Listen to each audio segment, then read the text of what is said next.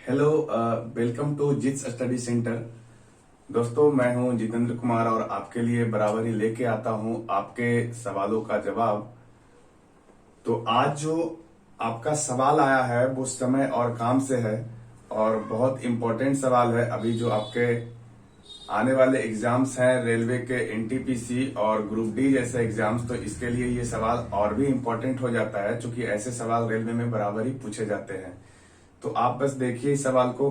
अभी सवाल में क्या कॉन्सेप्ट कहता है, हम इस कॉन्सेप्ट पे भी बात करेंगे कि ऐसे सवाल को हम लोग किस कॉन्सेप्ट के आधार पे बना सकते हैं। सवाल शुरू करने से पहले हम आपको एक नोटिफिकेशन दे दें कि अभी आपका जो ऑफलाइन क्लासेस है वो ऑफलाइन क्लास शुरू हो चुका है 16 फरवरी से। तो जो बच्चे अभी 12th के एग्जाम दे चुके हैं और इसके बाद आप कंपटीशन की तैयारी करना चाहते हो तो आप हमारे ऑफलाइन क्लास को ज्वाइन कर सकते हो। इसका एड्रेस आपको स्क्रीन पे दिख जाएगा। आप क्या है कि कॉल करके भी संपर्क कर सकते हो और हमारे इंस्टीट्यूट के बारे में जानकारी ले सकते हो। ठीक है, आप हमसे व्हाट्सएप, टेलीग्राम या ईमेल के जरिए भी संपर्क कर सकते हो। तो चलते हैं, देखते हैं आज का सवाल क्या आया है। पहले एक बार सवाल पढ़ते हैं, आप भी स्क्रीन पे देखिए।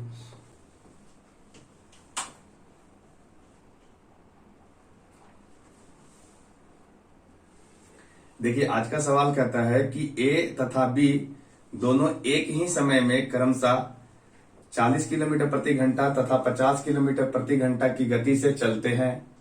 यदि ए यात्रा में बी से 15 मिनट अधिक लेता है तो यात्रा की दूरी क्या होगी।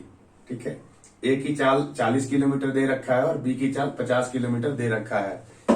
मतलब ये कि ए की जो चाल है वो 40 किलोमीटर है और बी की 50 है, मतलब ए की चाल 10 किलोमीटर कम दे रखा है। तो ऑब्वियसली बात है जिसकी चाल कम है उसको ज्यादा समय लगा होगा, पर दोनों ने एक ही समय पे यात्रा शुरू करता है और दोनों का जो दूरी है वो समान है, यानी दोनों समान दूरी तय करता है।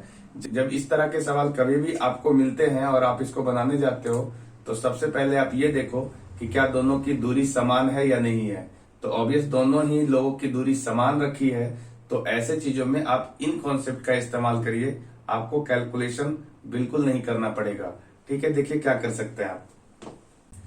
देखिए आप एक फार्मूला जानते होंगे, चाल बराबर दूरी बटा समय, बचपन से पढ़ते आ रहे होंगे, यहाँ एक पर लिख भी देते हैं। यही वो कॉन्सेप्ट है, आप कॉन्सेप्ट क्लियर करिए।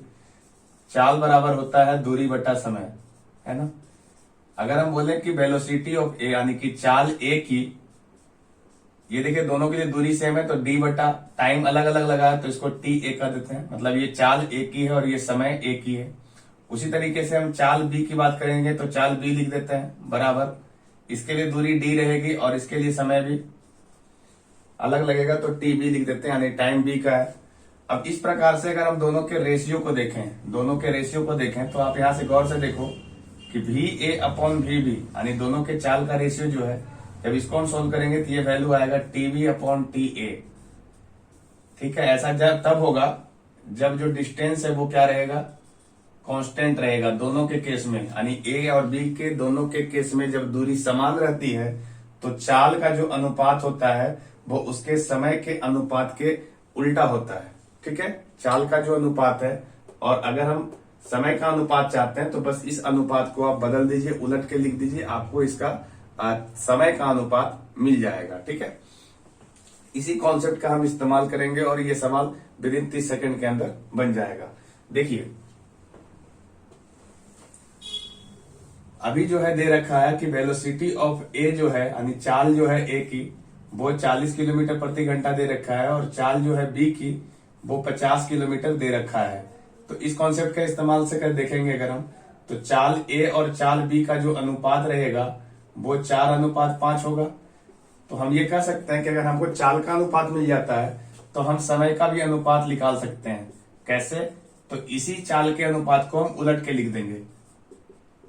ठीक है, ये चीजें आप लिख सकते हो जब आपका दूरी समान रहे। याद रहे, हमेशा बोल रहे हैं जब दोनों के लिए दूरी समान रहेगा और आपको चाल का अनुपात मालूम है तो आप उसी चाल के अनुपात को उलट दीजिए, आपको समय का अनुपात मिल जाएगा। या दूरी आपको मालूम है और आपको समय का अनुपात दिया गया है तो आप उसी समय के अनुपात को उलट दीजिए, आपको चाल का अनुपात मिल जाएगा। ठीक है, इस प्रकार से हम चाल के अनुपात से हम लोग समय का अनुपात निकाल लिए। आप खुद देखिए कि यहाँ पे क्या है कि ए को बी से ज्यादा समय लग रहा है। अब देखिए कितना ज्यादा लग रहा है, तो ए को बी से 1 यूनिट ज्यादा समय लग रहा है, ठीक है, या फिर आप ये कर लो 1 घंटा ज्यादा लग रहा है, ठीक है।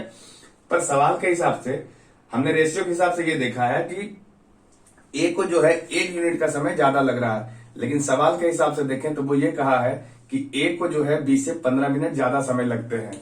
आप खुद से देखो कि 15 मिनट का मतलब ये होता है, 15 मिनट को अगर हम घंटा में कन्वर्ट करेंगे तो ये 1/4 घंटा हो जाएगा। अब खुद देखो कि जहां पे हमारे रेशियो के हिसाब से 1 यूनिट की बात था, 1 घंटा की बात था, वो वास्तव में 1 नहीं है, वो वास्तव में 1/4 है ना। रेशियो देखिए, ए को बी से 1 घंटा ज्यादा समय लग रहा है, तो हमने ये लिखा कि 1 घंटा जो है वो एक्चुअल में 15 मिनट के इक्विवेलेंट है, तो 15 मिनट को 1/4 घंटा लिख सकते हैं। इसका मतलब ये हुआ कि हम जिसको रेशियो के हिसाब से 1 कर रहे हैं वो वास्तव में 1 नहीं है, वो सवाल के हिसाब से 1/4 होना चाहिए, ठीक है। तो इस हिसाब से हमने देखा कि एक इक्विवेलेंट 1/4 है। अब हम चाहेंगे कि अगर हम टाइम ऑफ ए निकालें तो ये 5 था, तो 5 इक्विवेलेंट क्या होगा, 5/4 घंटा। अगर हम टाइम ऑफ बी भी निकालना चाहें तो आप ये कह सकते हो 4 इक्विवेलेंट क्या होगा, तो 4/5, 4/4 घंटा यानी कि 1 घंटा। क्लियर है। ये आपको जो है एक्चुअल समय देना शुरू कर दिया है। अब आपको कहा है कि दूरी कितना होगा, तो दूरी बराबर अगर आप निकालना चाहते हैं कि क्या दूरी रहा होगा, तो आप ये कह दीजिए किसी एक का चाल रख दीजिए और उसके समय से मल्टीप्लाई कर दीजिए। चाल गुने समय आपका दूरी होता है, तो आप चाल जो है ए का वो दे रखा है, देखिए यहां से चाल जो है ए का कितना दे रखा है, 40 किलोमीटर प्रति घंटा, तो आप यहाँ 40 रख दीजिए। और आपने जो समय निकाला है ए का 5 इक्विवेलेंट 5/4, तो आप इसको यहाँ पे 5/4 रख दीजिए। इसको आप कैंसिल आउट करेंगे तो 10 गुने 50, 10 गुने 5 करेंगे तो 50 किलोमीटर की दूरी आएगी। इस प्रकार से जो दूरी पूछ रहा है आपसे सवाल में वो 50 किलोमीटर रहा होगा। आप बी से भी निकाल सकते हैं, बी से भी वही आंसर आएगा, चाहे तो आप चेक कर सकते हैं। अगर हम बी से निकालना चाहें तो देखिए यहां से रखना पड़ेगा चाल बी का और समय बी का, तो चाल बी का कितना है, तो चाल बी का दिया है 50, तो आप यहां से चाहें तो 50 रख सकते हैं। मल्टीप्लाई समय बी का कितना है, तो समय बी का 1 है, तो आप यहां से 1 रखेंगे तो भी कितना आएगा, 50 किलोमीटर। तो आपकी मर्जी है, आप जिधर से चाहें उधर से आप इस सवाल का जवाब दे सकते हैं। इंपॉर्टेंट पॉइंट क्या है, इंपॉर्टेंट पॉइंट इतना है कि जब भी आपको दूरी कांस्टेंट रखे, दो आदमी यहाँ पे देखो चल रहा है और दोनों की दूरी क्या है, समान है, तो आप चाल का अनुपात को ही उल्टेंगे तो आपका समय का अनुपात मिल जाएगा। या फिर आप इसे ऐसे कर दीजिए कि सवाल में अगर चाल का अनुपात दे रखा है तो आप समय का अनुपात 1 सेकंड में सोच सकते हैं कि हम चाल के अनुपात को उलट देते हैं, समय का अनुपात मिल जाएगा।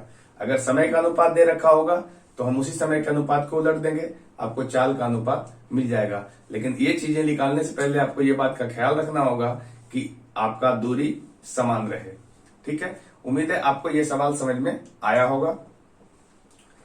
अभी जो आपका ऑफलाइन क्लासेस है कंपटीशन के लिए वो बैचेज चालू हो चुका है, बिल्कुल फुल कोर्स है ये। फुल कोर्स में आपको सारे सब्जेक्ट की तैयारी होगी यहाँ पे।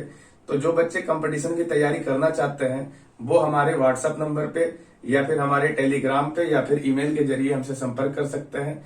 इस बार अगर 12th पास किए हो तो उन 12th पास बच्चों के लिए एकदम फाउंडेशन सा बैच है जिसमें बेसिक से हम लोग स्टार्ट करेंगे।